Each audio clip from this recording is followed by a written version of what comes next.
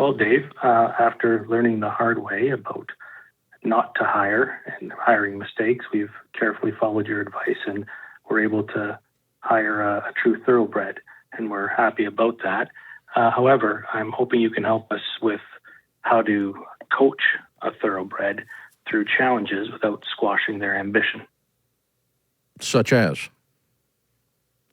Well, the individual we have is a real problem solver and has been a great asset. And when they see a problem in the company, they're eager to go out and solve. What we've noticed is sometimes they're stepping into other folks' responsibilities, and I'm worried about them both taking on other people's roles inadvertently and risking burnout. Additionally, I've noticed they've had some little patience with younger staff and junior staff in the learning phase. So I'm hoping you can help to guide us on how to get them through this phase. Okay, what is this person's role? What is their job title? What do they do? They're an office manager.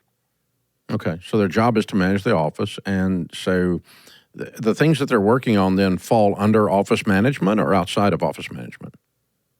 Well, there's some specific roles because we're a company of about 15 people. Mm-hmm. So some specific roles, they do have some operational titles as well. So they would handle things such as maintenance requests and service and repair requests. But I mean, the problem that they jumped over into somebody else's area to solve, was it under their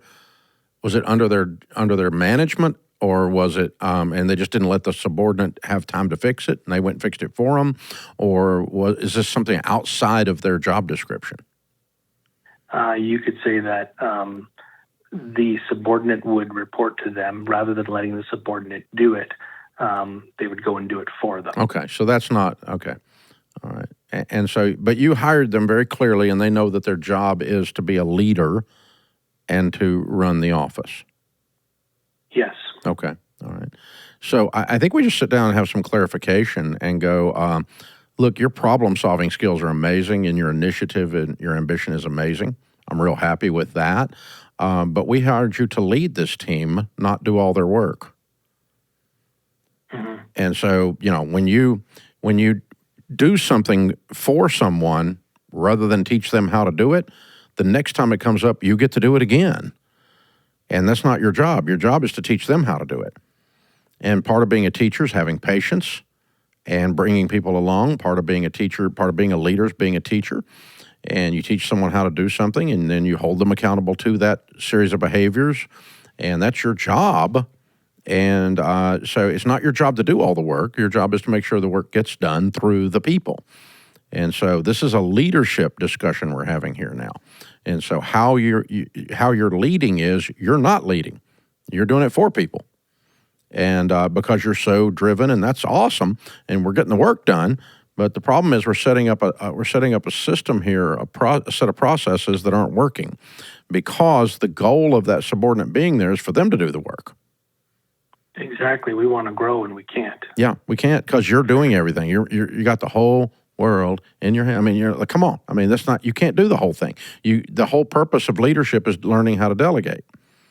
And if the subordinate is incompetent, we can talk about that. But if they just haven't been trained yet, because you haven't trained them, then that's a different thing. So I think you just open up a dialogue and say, okay, you and I are going to start working on this together, because just like I'm asking you to show them how to do their job, I'm going to show you how to do yours. Yeah. And I'm going to walk alongside you, and we're going to talk about how we process that, because it's not as important that the work get done as it is how it got done. How it got done is you taught the person to do it and they did it, not you did it for them, because that's not scalable. If you learn how to teach people how to do work you can't do, don't know how to do, or won't do, or whatever, then now we've got a scalable, delegatable environment. And yes, that requires some patience with them. And so what you've got is someone who executes tasks well and their people skills are low. Yeah, I agree with that for sure. Yeah, and that's a good person. That's a trainable person. If they have enough humility to listen to you when you're doing this, you do have a thoroughbred. Now, if they're arrogant about it and they're like, no, it's not, they just don't know what they're doing, then you really don't have a thoroughbred. You just got a go-getter. And so, yeah, Pat Lencioni talks about this in the book, The Ideal Team Player. If you've got someone who is hungry, but they're not people smart and they're not humble, they'll run over everybody.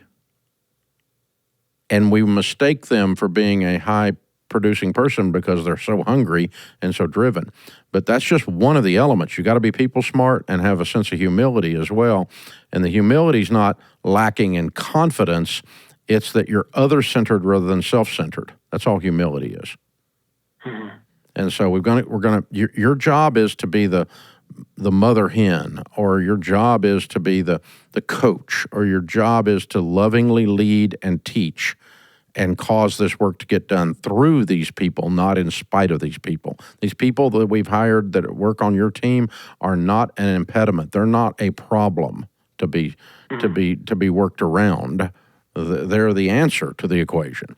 And so our job as leaders is to lift them up, get them into the saddle, get them going. And, that's the direction I would go with that. So, hey, really, really good question. And I love the way you phrased it. So well done. Sounds like you got a good business going there.